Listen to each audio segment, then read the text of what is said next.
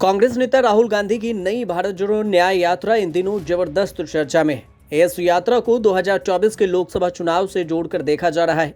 बड़ी खबर ये सामने आई है कि बीएसपी से सस्पेंड हुए लोकसभा सांसद दानिश अली राहुल गांधी के साथ भारत जोड़ो न्याय यात्रा में शामिल हुए और कहा कि इस यात्रा का हिस्सा बनना अपना फर्ज समझते हैं, क्योंकि राहुल गांधी की यह पहल कमजोर लोगों को न्याय दिलाने और भारतवासियों को जोड़ने की पहल है। दानिश अली इम्फाल के करीब थोम्बल में आयोजित कांग्रेस के कार्यक्रम के मंच पर अगली लाइन में बैठे थे, जहां से यात्रा शुरू हुई। नफरत के खिलाफ, नाइंसाफी के खिलाफ ये यात्रा हुई है। उसमें मैं समझता हूं कि मैं अपना फर्ज समझता हूं कि उसमें जो है मुझे शरीक होना चाहिए था, क्योंकि जिस तरीके का इंसिडेंट मेरे साथ हुआ और अभी तक उसमें कोई सजा नहीं हुई, बजाय इसके उनको और प्रमोट किया गया। और राहुल जी, जब मेरे साथ ये घटना घटी तो राहुल जी पहले व्यक्ति थे, पहले ऐसे नेता थे जिन्होंने आकर के मेरे और मेरे परिवार को जो है सांत्वना दी थी। तो मैं अपना फर्ज समझ के वहां पर गया। उसे मैं कामना करता हूं कि वो यात्रा सफल हो और देश में जो विभाजनकारी शक्तियां हैं उनको जो है सबक मिले। इसके अलावा इम्फाल पहुंचने के बाद दानिश अली ने एक्स पर पोस्ट किया और उन्होंने लिखा कि आज मैंने राहुल गांधी जी की भारत जोड़ो न्याय यात्रा में शामिल होने का फैसला किया है। ये फैसला मेरे लिए एक बहुत ही अहम फैसला है। इसे मैंने बहुत सोच समझ कर लिया। दानिश अली ने इस यात्रा से जुड़ी तस्वीरें भी एक्स पर पोस्ट की। बीजेपी सांसद रमेश बिधूड़ी की विवादित टिप्पणी के बाद शुरू हुए घमासान के दौरान भी दानिश अली ने राहुल गांधी से मुलाकात की थी और राहुल गांधी ने उन्हें गले लगाया था। दानिश अली के राहुल की यात्रा में शामिल होने पर ये कयास लगाए जा रहे हैं कि वो कांग्रेस में शामिल हो सकते हैं, क्योंकि बीते दिनों बीएसपी ने उन्हें पार्टी विरोधी गतिविधियों के आरोप में सस्पेंड कर दिया था। इसके बाद दानिश अली कई मौकों पर संसद में कांग्रेस के साथ खड़े नजर आए। अब देखना होगा कि दानिश अली का अगला कदम क्या है। दानिश अली अगला कदम क्या उठाने वाले हैं? क्या कांग्रेस उन्हें लोकसभा चुनाव से पहले पार्टी में शामिल कर लेगी? इस तरह की कयासबाजियां सियासी गलियारों में सुनने को मिल रही है। इस बीच बीएसपी सुप्रीमो मायावती ने भी अपने जन्मदिन के मौके पर अपने दम पर चुनाव लड़ने का ऐलान करके सबको चौंका दिया है। लोकसभा के ये आम चुनाव यहाँ गरीबों एवं उपेक्षित वर्गों में से विशेषकर दलितों, आदिवासियों, अति पिछड़े वर्गों, मुस्लिम व अन्य धार्मिक अल्पसंख्यक समाज के लोगों के बलबूते पर ही पूरी तैयारी व दमदारी के साथ अकेले ही लड़ेगी। और इन्हीं के बलबूते पर ही हमने सन 2007 में यहाँ आबादी के हिसाब से देश के सबसे बड़े प्रदेश उत्तर प्रदेश में अकेले ही चुनाव लड़कर फिर अपनी पार्टी की पूर्ण बहुमत की सरकार भी बनाई थी।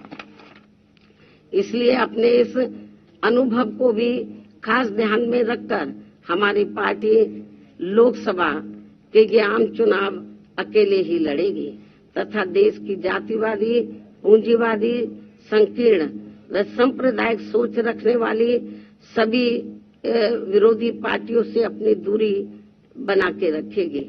अर्थात हमारी पार्टी यहाँ किसी भी गठबंधन व पार्टी के साथ मिलकर ये चुनाव नहीं लड़ेगी। इसके साथ ही यदि ये चुनाव सन 2007 में यूपी विधानसभा के हुए आम चुनाव की तरह फ्री एंड फेयर होता है, जिसमें उस समय ईवीएम में कोई भी धांधली व गड़बड़ी आदि नहीं की गई थी, तो फिर इस बार हमारी पार्टी लोकसभा के आम चुनाव अकेले ही लड़कर अपना बेहतर रिजल्ट जरूर लाएगी। यहाँ मैं ये भी कहना चाहूंगी कि हमारी पार्टी गठबंधन न करके अकेले ही चुनाव इसलिए लड़ती है क्योंकि इस पार्टी का सर्वोच्च नेतृत्व एक दलित के हाथ में है, जिनके प्रति अधिकांश पार्टियों की जातिवादी मानसिकता अभी तक भी नहीं बदली है। यही मुख्य वजह है कि गठबंधन करके चुनाव लड़ने में बीएसपी का वोट तो गठबंधन से जुड़ी पार्टी को पूरा चला जाता है, लेकिन उनका अपना बेस वोट व विशेषकर अपर कास्ट समाज का वोट बीएसपी को ट्रांसफर नहीं हो पाता है। और इसके कुछ खास उदाहरण ये हैं कि यहाँ यूपी में सन 1993 में हुए विधानसभा के आम चुनाव सपा से गठबंधन करके लड़ने से बीएसपी की केवल 67 सीटें ही जीत कर आई थी, जबकि सपा को इसका ज्यादा लाभ पहुंचा था। उसके बाद सन 1996 में बीएसपी ने यूपी में हुए विधानसभा का आम चुनाव कांग्रेस पार्टी से गठबंधन करके लड़ा था, जिसमें पार्टी की केवल 67 सीटें ही जीत कर आई थी और इस चुनाव में भी कांग्रेस पार्टी को ही ज्यादा फायदा हुआ था। तो तब फिर बीएसपी ने यहाँ सन 2002 में विधानसभा के हुए आम चुनाव अकेले ही लड़ा था, जिसमें पार्टी की पहली बार यहाँ 67 से बढ़कर लगभग 100 सीटें जीत कर आई थी, जिसमें 2 हमारे विधायक सिंबल न मिलने की वजह से समय से इंडिपेंडेंट जीत कर आए थे।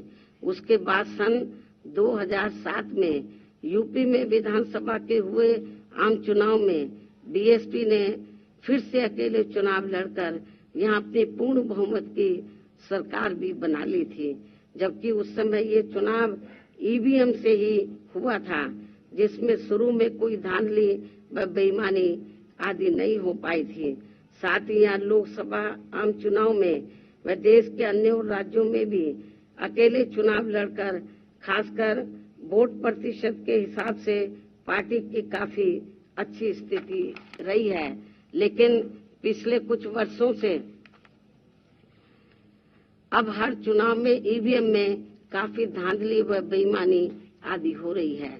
ऐसी यह आम धारणा है, जिसकी खास वजह से अब हमारी पार्टी को भी यूपी सहित पूरे देश में काफी कुछ नुकसान हो रहा है, जबकि इसके बावजूद भी हमारी पार्टी ये सोचकर देश में सभी चुनाव पूरी तैयारी व दमदारी के साथ लड़ती है कि पता नहीं कब ईवीएम में धांधली व बेईमानी आदि करने वालों का सिस्टम फेल हो जाए, तो तब फिर संबंधित चुनाव में सही रिजल्ट आ सकता है।